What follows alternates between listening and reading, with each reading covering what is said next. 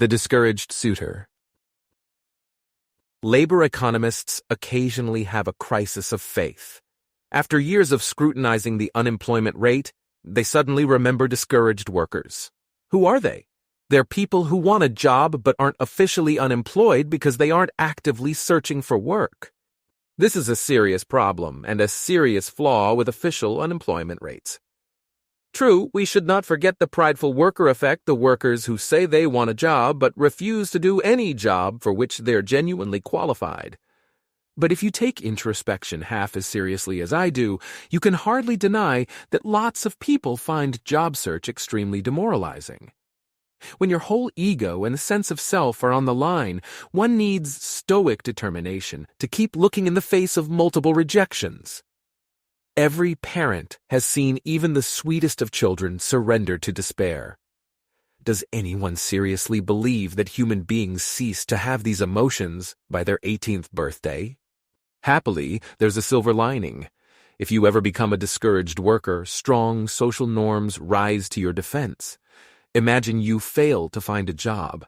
If anyone mocks your failure, virtually everyone will take your side. The same applies if a bystander snarks. I guess your very best just isn't good enough, Until you finally land a job, parents, friends, and total strangers will share a bounty of comfort, hope, and friendly advice on how to do better.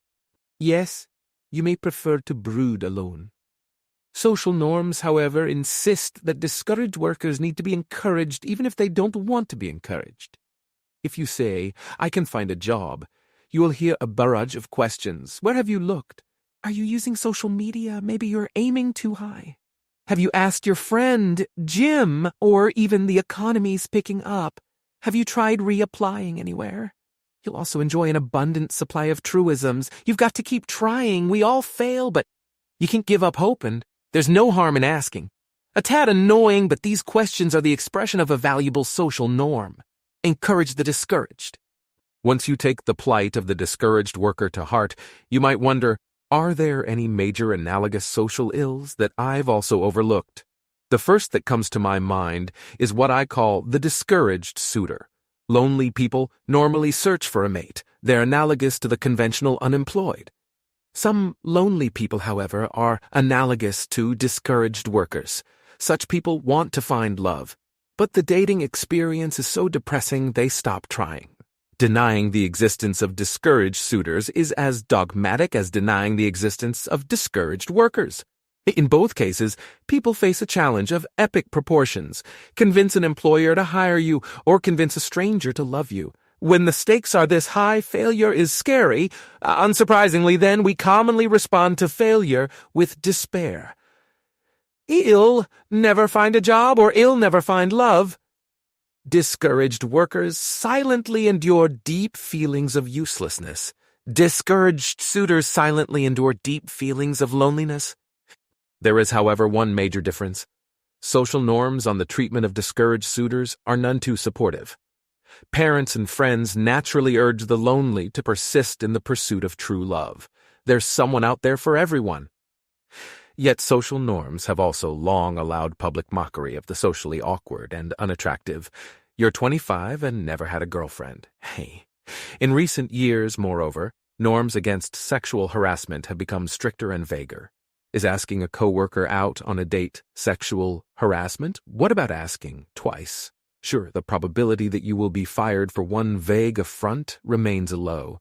The typical discouraged suitor, however, is already petrified of rejection when the norm shifts from let them down easy to zero tolerance for sexual harassment. Many lonely people choose the safe route of silent sorrow. Personally, none of this affects me. I met my wife when I was 19 and have never dated anyone else. Along the way, though, I have met many silently suffering, lonely souls. If discouraged workers deserve sympathy, don't discouraged suitors deserve the same? Needless to say, this doesn't mean that discouraged suitors have a right to be loved or even liked. Like everyone else, however, they should be treated with good manners. Indeed, since discouraged suitors rarely speak up on their own behalf, should we not make an extra effort to consider their feelings? Morrissey, one of my favorite singers, has made multiple inflammatory comments on sexual harassment. But there's a kernel of truth here. Anyone who has ever said to someone else, "I like you" is suddenly being charged with sexual harassment. You have to put these things into the right relations. If I can't tell anyone that I like him, how would they ever know? July 22nd, 2019.